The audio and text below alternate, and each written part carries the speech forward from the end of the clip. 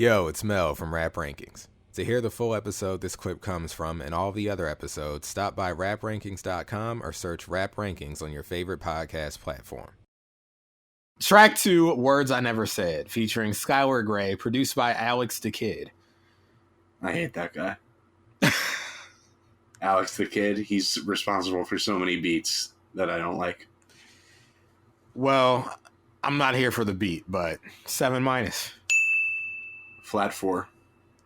God damn. Okay. I'm shocked you like this one. There are songs on this album I don't like, but could see people who like Lupe enjoying. This isn't one of them. All right. This is why I like it, okay? I'm not here for this dramatic, overblown, Atlantic sponsored music. So why do you like it? These loaded words. The clear indication that this is whatever was really on Lupe's mind at the time. I used to front on this song because of the music and the song Poison that is Skylar Grey. What is it? Is it music or is it a poetic symposium? I'm confused. I'm getting there, but listen. We're rating a song. That has a beat, that has an awful chorus that completely clashes with the concept and the lyrics of the record. To just sum it up, to use a phrase we use often on the show, he out-rapped the beat for me. That's how this fucking shit. The beat sucks. Yeah. Now let me explain what happened. Okay. First of all, I'm going to apologize to Skylar Grey. Not in totality, just on this track, because she hasn't turned out well in my hip hop music across the board. Much like Lady Gaga. I usually see her name and like my heart drops. So because of that, this song was always in the doghouse for me. But hey, this week I'm here for rap, okay? I'm on a different type of time. I got to make sure that what I'm expressing on this program is really what's in the deepest recesses of my heart. And I got to say, although I may not rock with how cheesy it's delivered, the words are ringing true in my life. This is that ruminating male talk. Okay, the regrets that you drown in, the words you should have said. Okay, I gotta say, I like the words. I like the words. Okay. Now, here's the thing. I brought this in because here's what happened with the song. Lupe got the song. Skylar Grey was already on it. Skylar Hook. That should be her name, Skylar Hook. She was already on it. Now, he said, Alex the Kid was trying to work with me for a couple of years, as far back as The Cool. He was submitting tracks and different things. And that was the one record that really caught my attention. The hook was already on it with Skylar. Worst ear for beats in the history of music. Well, also proof that, again, we don't know how much of this is Atlantic's fault and how much of it was actually his own doing. Because if this piqued his interest and perked his ears, then he clearly saw something in it. She said first day he heard it, he went in the studio and recorded it. The song had a bridge we took out because initially the song was supposed to be about a relationship, like a boyfriend/girlfriend Drake song or something. And I'm like, nah, I'm going to talk about world affairs. So here's the thing. I would say, yeah, Lupe's my nigga for that, but he's not, because if he really was my nigga, he would have passed on this entirely. But I'm not surprised at that origin. The fact that, of course, it was going to be a relationship song, because that's usually what happens. It's her on it, Eminem gets a hold of it, and it turns into like this flinging spam at each other in the trailer park, okay? In the trailer. That's usually what happens. But Lupe takes it, and it's almost funny to me how he ignores what the record is clearly meant to be. And much like track 1, unfortunately, that's not funny to me. The problem with the record to me is, instead of the shitty kind of pop rap record that every element of this song seems to be hinting at, you get almost like pseudo Immortal Technique Lupe on here. It's the political Lupe. It is. Yeah, it's like as political as he's been on non-singles. Mm-hmm. Like American Terrorist from the first album. And, unfortunately, there's nothing that actually sounds like this on the first album, beat-wise, or the second album. This is from the same batch of disgusting beats that appear on this album, and I'll have criticism throughout the review of that, completely missed the mark. For me, when he's getting this pointed and political, and then you get this joke of a chorus, this cheesy, schmaltzy ass chorus in between these verses, it removes the teeth from the verses. Like, it's a joke. It's like the beat is a joke, the raps are serious, and then the hook is a joke. I agree with how you I don't hear like this record. This beat, you got these like 8-bit I don't either. sounding synths, you got the pop radio piano, you mentioned Skylar Hook, okay? Those big stadium drums come in to really up the schmaltz factor. I mean, you know, it's Lupe who's subverting all of it, but it doesn't matter because all the forces on the, you know, production side, on the chorus, are working against him. And his idea of just ignoring the shit isn't funny to me. It's like completely just tone deaf. It's like, read the room, bro. This is not the song to be doing this on. He's talking about 9/11 conspiracies, class warfare, the media being... Well, like he said, fuck it, I'm going to talk about world affairs. And, of course, the controversial stuff about Obama when he's talking about Obama's silence on the Gaza Strip bombing. This is all in the first verse. Then you get slapped with this cheesy pop chorus. Why is this a song? Like, the beat and chorus feel like they belong to, like, B.O.B. or Eminem or something like that. But then, you know, he opens the second verse. He's, you know, trying to separate the actions of the Taliban from real Muslims. He doesn't want to stand with Israel. His issues stateside that he has, which he's been touching on since the first album, you know, the food and liquor and everything. He's talking about crooked banks and, you know, the pharmaceutical industry. Once again, this cheesy chorus comes back. Once again, missing the mark so badly. And then you get this final verse with the beat like low passed under Lupe. And when the beat is finally like, what's that? It's a worse verse 3. Yeah, and then when the beat's finally subdued, the verse is so general and broad subject-wise. It's still a laugh when the chorus comes back up for the third time, but the verse has nothing going versus the other two verses on here. Like, it's almost like he had something to say on these first two verses, and he's like, oh shit, I gotta write another verse. Well, let's do the, you know, the summary, final paragraph, thesis. You know, wrap up. I feel like verse 3 is like the Atlantic concession verse because it's like you said all this fiery, controversial shit, but now you gotta have to sell it and like calm down and police yourself so they think like you're not that wild. You know, it's like this stinks. Like seriously, you like this? The words are, like I said, it's the weakest verse. It's cheesy as all fuck, but it's honest. It's a song, Mel. You're rating your enjoyment of the song. You could read the lyrics elsewhere, you know? Nah, but like I said, I'm in, like, here's the thing. I'm here for the fire and the conviction and the daring to say some of this stuff on a commercial record. And like, I get you not seeing it as funny. I get you saying it. It takes the teeth out. I don't derive enjoyment from having balls to do something in an environment where the thing you're doing would be frowned upon. If I like it. But hold on though, because when we did the New Danger and y'all was talking about the rape over, it was like a whole spectacle, right? So, but I enjoy the rape over. What's the problem? Well, I don't enjoy wasn't part the of the music argument for it is like the fact that he would even do this on a major label. I liked how the takeover beat was recontextualized for this album, which is like the rock album. It fit the feel of the album more than it fit that soulful feel of the Blueprint. Go back to the New Danger review. Okay. Nothing I said was, you know, incorrect or said as, you know, in jest or anything like that. Maybe it was Misha because she was like she's never been a big Moulz. She doesn't like Moulz Def, but that's the record where it's like it's so crazy to her that she's like, I like it because it's so out there. What did I give the rape over? I think what did you give it? 7-, a flat 7 maybe tops. You gave it a 7-. Okay, so I gave this a 7-. But the thing is, if this had a beat like Takeover to it, we wouldn't be having this conversation.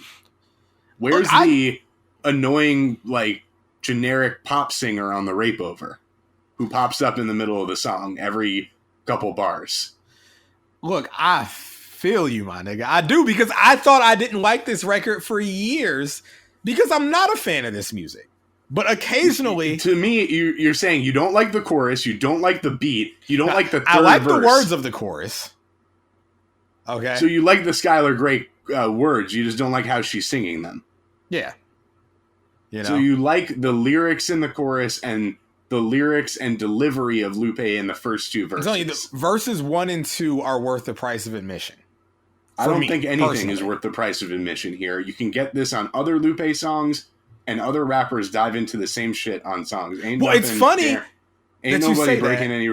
This is, and by the way, this is the biggest, to me, proof that there's no like Jewish conspiracy against anybody. Because why wouldn't the dirty Jewish execs block this record from coming out? Well, that was my same argument about the Rape Over. You're talking about all they these let this be a single. labels and things, and I'm just like, yeah, but the Rape Over wasn't a single. They let this be a single. Again, the big conspiracy is how much of this was like, you know, a joint operation with Atlantic, and how much of it... My theory is they were in bed together the whole time, and the protest was a work, it's all a work, and now, you know, Lupe's trying to pass the buck in terms of blame, because he really liked this music. That's my opinion. Well, he said it. I have proof, okay? You saying you got to read between the lines... But that's like... Well, just as much as he's saying he's liking it, he's saying, I hate it. It was fucked up. All these other things. No, he said, I love it and hate it. I love the music, but I hated the process of putting it together. That's what he said. Go back and read his statement. He don't love this music. Okay. You're saying that, but I have numerous instances where he said he did, and you can't produce one where he said he didn't. I can see it in his eyes when he be doing them lives and talking about... Hey, if you hate lasers so much, like bring him to the town square. You sound like those marks that, Kevin Owens is miserable. He's leaving to go into AEW in 3 weeks. Bro. I see he's on that change color. Okay, I can see it in Lupe's eyes. He is not like this music. I got more proof going forward. Mel likes this from music. Lupe. Though. Okay. I like what? What do you give the song? 7-. You like it? I like this song, but we got a whole lot of album left. But I just want to say this because you're right about there are other rappers. Mel likes this album more than Illmatic. You like this song more than half of Illmatic. That's confirmed. Oh my God! Look, you're right about one thing, and that's there are other rappers that talk about this on better musical backdrops, and there are Lupe songs that talk about the same things and better. He said himself about the unoriginality of the song's subject matter when matched with his other tracks and how he doesn't understand its hype. He said, I've been talking about terrorism since back on Food and Liquor. It's weird to me that people forget that I had songs called American Terrorists, and I've been kind of towing that line, whether it be on freestyles or what have you. I've always been talking about the same thing.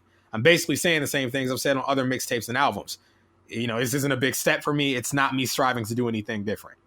But the difference is you got this dumbass Atlantic beat that, you know, is on the wavelength of normies, to be quite frank. Is it a dumbass Atlantic beat, though? Because Alex the Kid had been submitting tracks to him since the Cool. This is a dumbass Atlantic beat to me. Apparently not to Lupe. And Lupe said this is the one that he was feeling the most. So who's the real Nas? Well, Lupe was depressed and suicidal and not in his right mind. So maybe in his warped state. So is Kid Cudi. What's your point? Kid Cudi's a much worse rapper. But no, let me continue. Because he has a much better ear for beats. Here's the thing. I think in his warped state, he heard this and he was just so mad and out of it. He's like, fuck you. I'm going to turn this into a fucking concert. I'm going to get my... Like, you want to sing about relationships, bitch? You want to...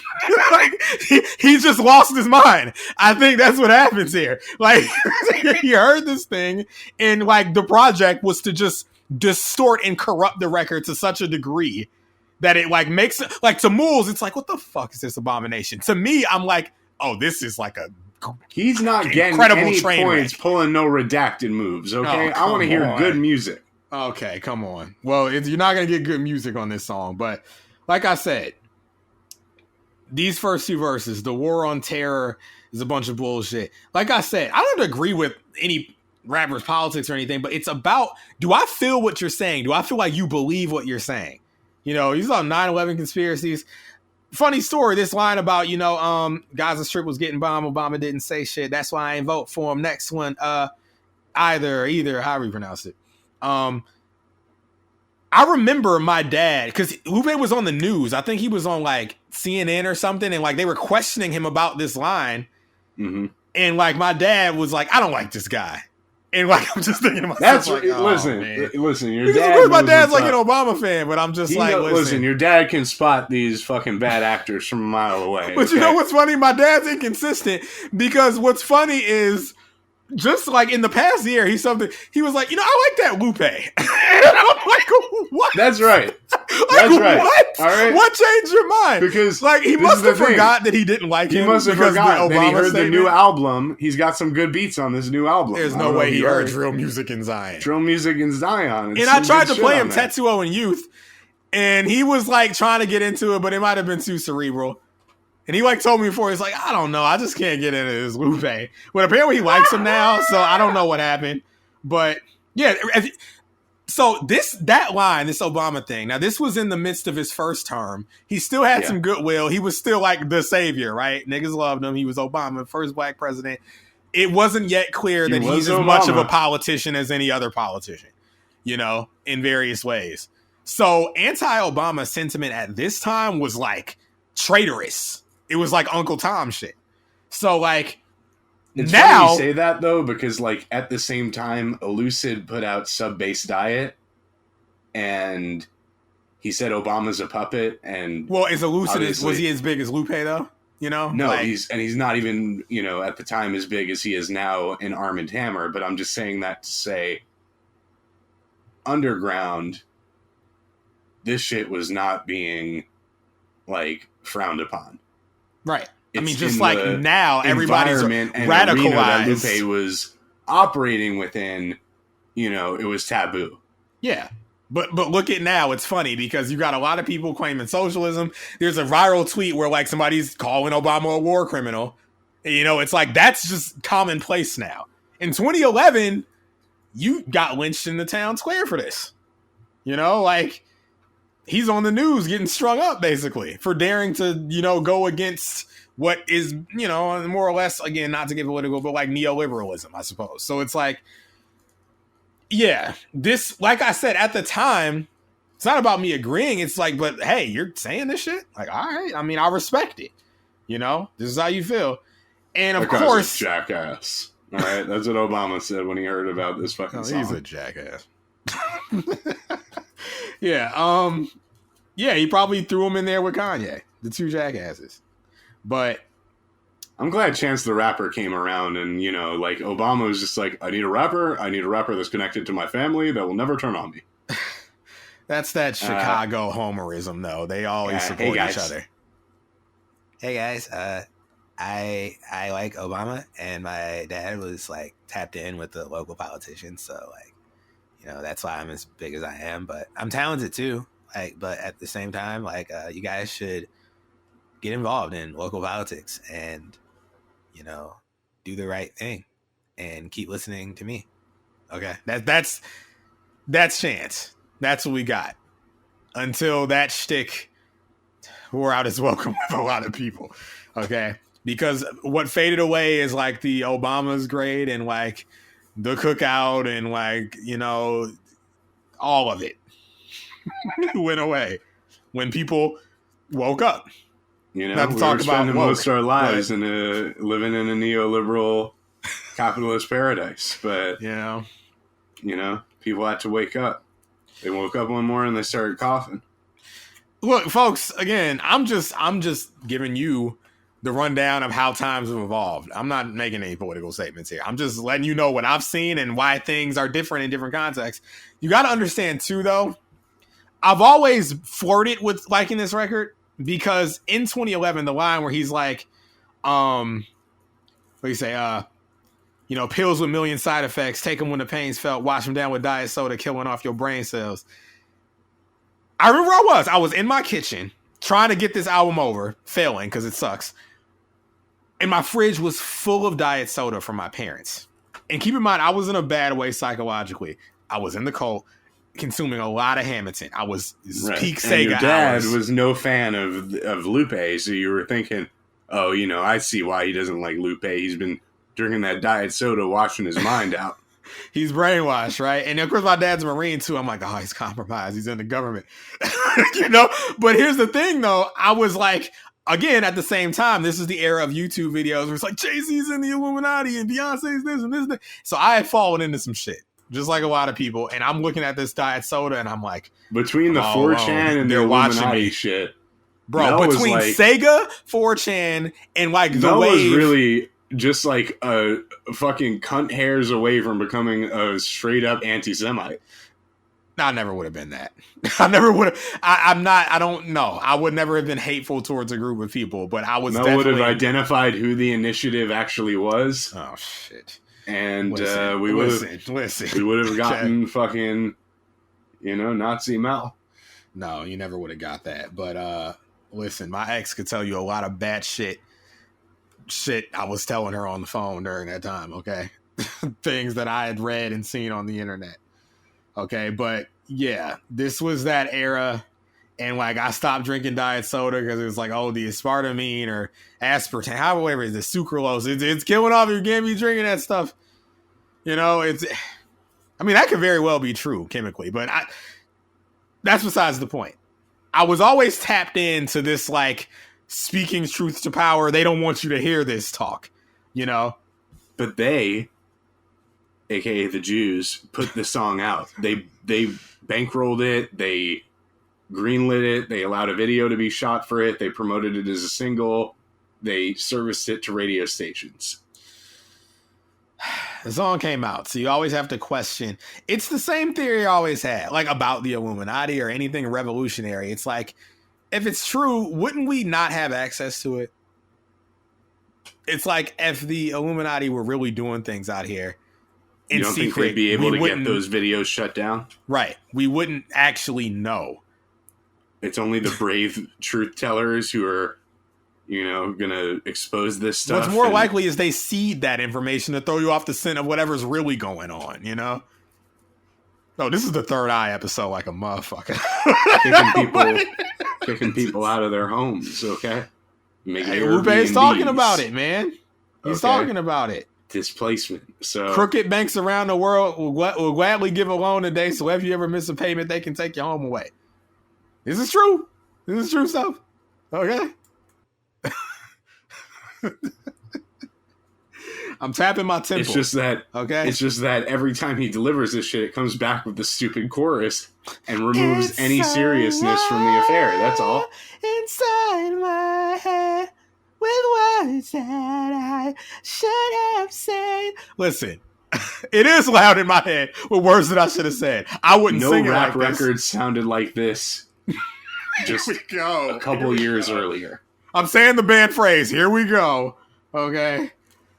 Look, I'm surprised too, but 7- because I'm just flat 4. I'm caught up in the rapture of these first two verses and the daring to put it out, even if it's all a work. Okay?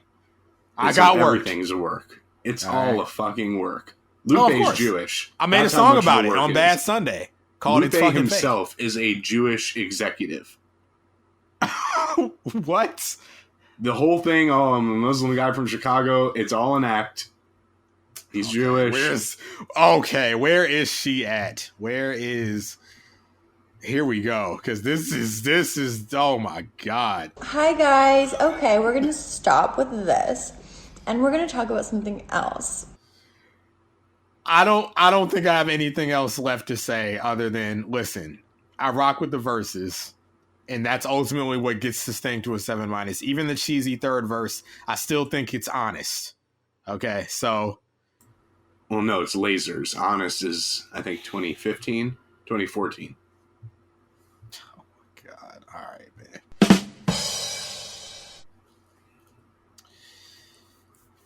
Anyway. This guy's one of the biggest carnies. Yeah, he's one of the biggest carnies going. He wanted to convince everyone that he was under duress style, when in reality, okay, he was in on it the whole time.